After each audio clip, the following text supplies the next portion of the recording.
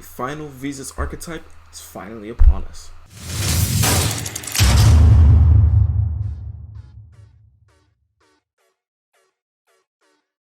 Yo, welcome back Yu-Gi-Oh! House, where today we have yet another banger of a video where we are going to be previewing the final Visas archetype, Manadome. Now, this deck is pretty interesting. It's a synchro-based deck that actually has a couple new boss monsters coming out in Cyberstorm Access, and while we won't be seeing this deck anytime soon, this deck is already being tapped into for its potential to kind of take over the meta a little bit, maybe being a tier 2 to tier 1 strategy, especially considering down the line we should expect hits to both Tier, Cashier, and even something like Sprite. This makes for a pretty interesting deck with 2-card combos that can really pop off and create some pretty cool end boards, relying on big synchro monsters and non-hard once per turns on some of their best main board monsters. Right now we only have 3 main deck monsters released, that being Meek, Hearless, and Realmheart. Not sure if that's going to be translated any differently in the TCG, but these are the only 3 main deck monsters we've actually seen talked about for this archetype, and there's no telling that whether down the line we're going to see some new support similar to what we saw with Tier Elements and Kashtira, and to a lesser extent Scareclaw. So today we're going to be taking a look at a couple quick combos that are going to show off just how powerful this deck can be. Before we get into this, please remember to like, comment, subscribe, and let's go. So starting off with the deck, we have the Manadome package. We have 3 copies of Realmheart, 3 copies of Hearless, and 3 copies of Meek. So Realmheart is the best card of the bunch. It's essentially your starter, where during the main phase, if the card's in your hand, you can target any Manadome monster or a monster with 1500 attack and 2100 defense, aka all of the Visas clones and Visas himself, destroy it and then special summon the card. So this actually interacts with and kind of does what Visas Starfrost already wants to do, but just as a quick effect, and has a limited pool on the monsters it can actually destroy. But this doesn't matter because it combos well with your Manadome monsters. On top of that, if this card's normal or special summoned, you get to add any Manadome card from your deck to your hand. That includes any of these spells as well as the trap. It is a full archetype reinforcement of the army, similar to how Rykart is, so this card actually has a lot of potential. This card has the unique effect that if it's destroyed by battle or card effect, including Realmheart or Visas, it will special summon a Hearless from your deck, and then all synchro monsters you control gain 500 attack during the battle phase. This is pretty good, as at a non-once per turn, it is allowed to float into another copy of itself. This does mean it is bait for Ash, but because it doesn't revive itself from grave, it misses things like the Ishizu cards and even things like DD Crow and Ghost Belt, which can be pretty relevant as well. To support that, we have 3 copies of Primal Planet Calarium. This is of course the new planet. Every single Visas archetype has received their own field spell. This one searches a Manadome or Visas on activation. All light monsters you control gain 100 attack for each tuner you control and in your graveyard, which is good for their new boss monster. And if a face-up tuner you control is destroyed by battle or card effect, you can target one of them and special summon it. This allows you to chain block something like your Meek, and also get yet another tuner from the deck. This is, from the graveyard. So you're allowed to recycle all of your resources. And of course, if you get another copy of Meek or Hearless on field, they can just trigger their effects again if you have another copy in your deck. Next we have 3 copies of Manadome Obsession, which allows you to target a monster on the field and destroy it, which is already good for this deck, and search a Prime Planet Calarium, so it allows you to effectively get your whole engine going off this card. If you already control the planet, however, you just get to add any Manadome spell or trap, including their really powerful counter trap. This card is easily the best of the spells and traps that we've seen so far for this deck, allowing you to just completely pop off. But on top of that, you can banish it from your grave as cost to special summon a Visas or monster with 1500 attack and 2100 defense from your hand. So not having to use your tuners or Visas' effect to pop these cards to get your engine going and continue to extend is really, really strong, and Abscission is definitely the card that's going to make this deck function as a pure or even a varied archetype. Manadome Imagining is not a bad card to open, but you do require a Manadome or Visas to be able to draw 2 cards and put one on the bottom of your deck. This is pretty decent as it allows you to go hand neutral, which is actually pretty strong. It's a Farragut-like effect, but going hand neutral by replacing one. But then you can also have the effect to treat one of your monsters that has 1500 attack or 2100 defense as a tuner. That doesn't come up very often, but it definitely can when you're trying to get into the new boss monster, because the new boss monster can actually use multiple tuners to get into it as well, and that is not necessarily required, which is really good. We then have 1 copy of the Counter Trap Manadome Reframing. This card's pretty easy to search. You have a plethora of ways to do so. You have, of course, Abscission as well as the Realmheart. This card is a standard Counter Trap, allowing you to negate the activation of a spell trap or monster effect while you control Synchro Monster. Then if you have either Visa Starfrost or a monster with 1500, 2100 defense on the field or grave, you can destroy the card. So it's going to be pretty easy to destroy whatever card you're negating, but then you also get to banish 3 cards from this card from the grave and shuffle in 3 of your Manadomes, which is really strong for recycling your resources, something that this deck is definitely going to want to do if it gets into any sort of grind game. We run a very small, I wouldn't say small, but it's really a lot of cards. It's 8 dedicated slots to a Scareclaw engine because this deck actually works really well with the Scareclaws. Being able to use Reichheart and the Prime Planet Reichphobia to search Reichheart to get into a rival, which is just another way to extend and get another copy of Visa Starfrost on the field, is really important to help your end boards. So this card is absolutely essential. This entire package is absolutely essential, and the ease in which you can get into this package is really ridiculous. We do run 2 copies of Kashtira Fenrir. While the Kashtiras don't really blend with the Manadome archetype because there really isn't a lot of synergy there, this card's just really good generically, of course.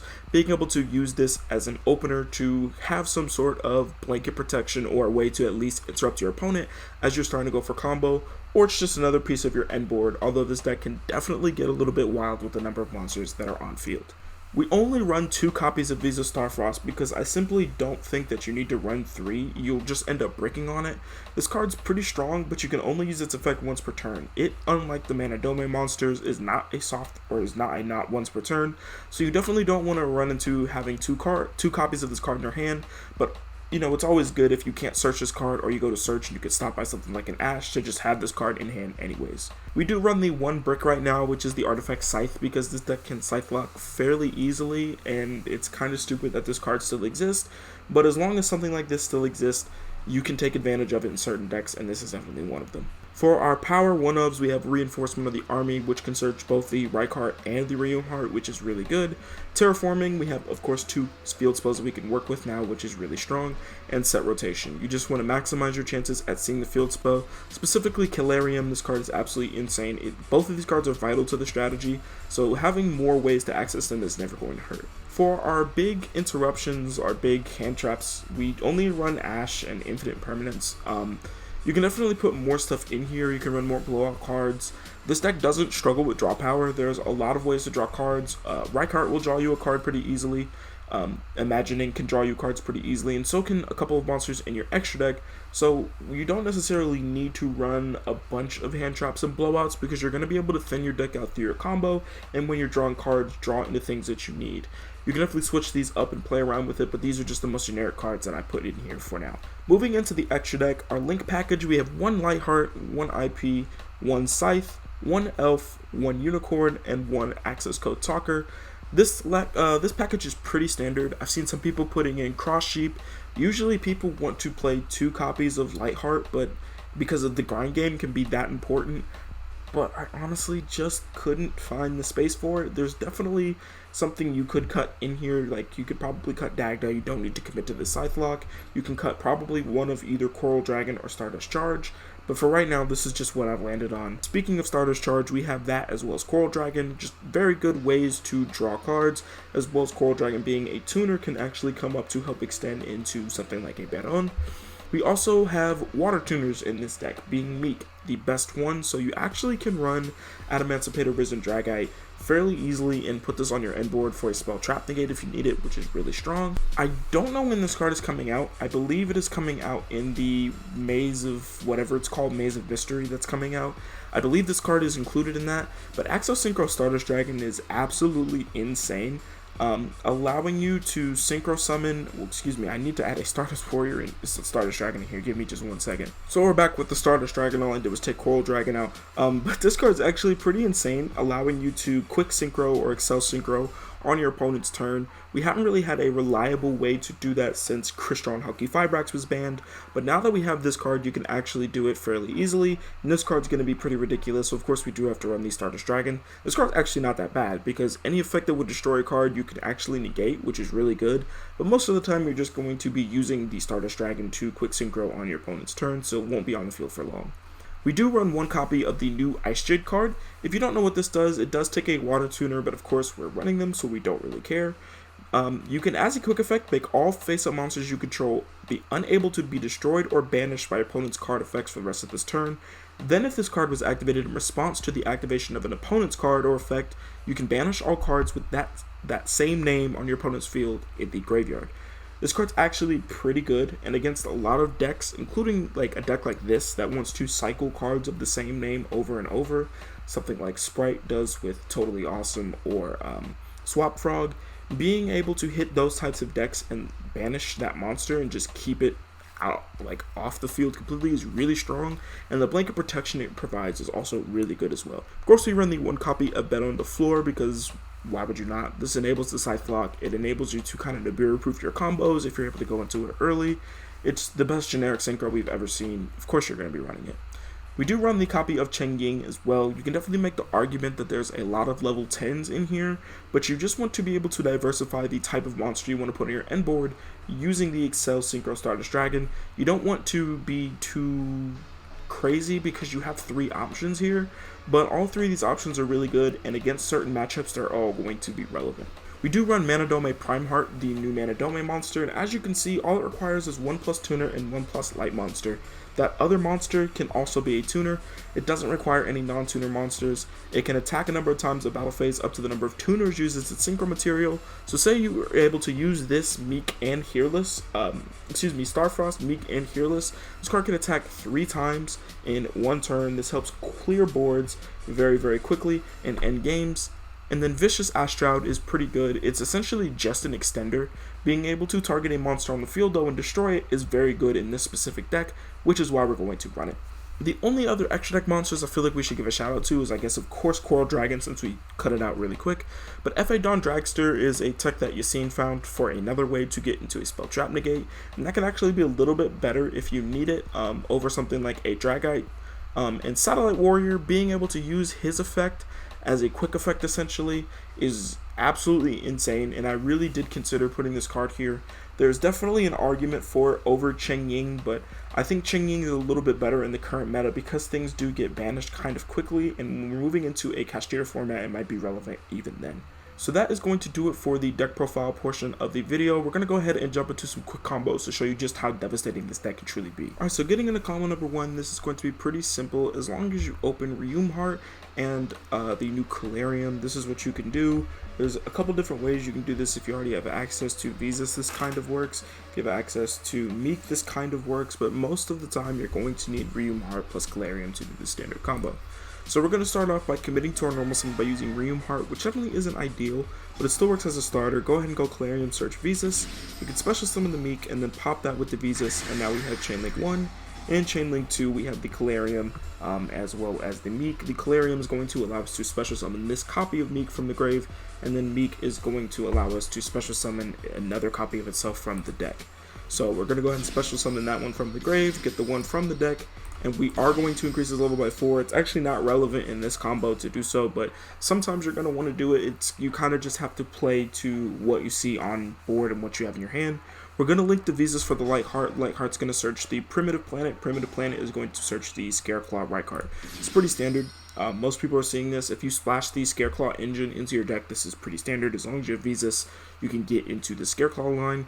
Make sure you're special summoning everything in defense, because not only do we get the search off of into a rival, but we actually get to draw an extra card because everything is in defense position with right card. Now we can go ahead and link the Light Heart and the level 2 Meek into Sprite Elf. We can then use Sprite Elf to bring back that copy of Meek, so this is the second time this same Meek has hit the field. And we can go a rival to get our Visa Starfrost. So as you can see, our whole board is built pretty much, and we're just going to go ahead and synchro away.